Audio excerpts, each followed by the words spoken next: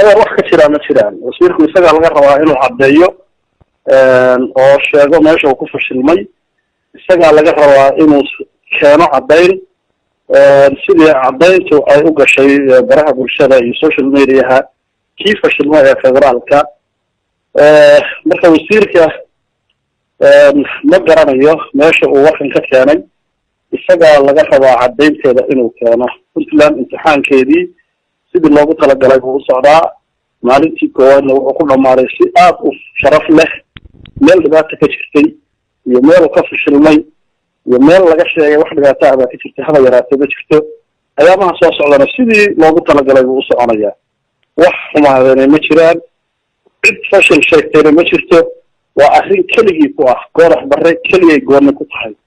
isagaana laga rabaa caddaynteeda inuu keeno wasiirku idinka ma idinla soo xiriiray wax xiriira hadda ma idinka dhexeeya idinka iyo wasaaradda waxbarashada Soomaaliya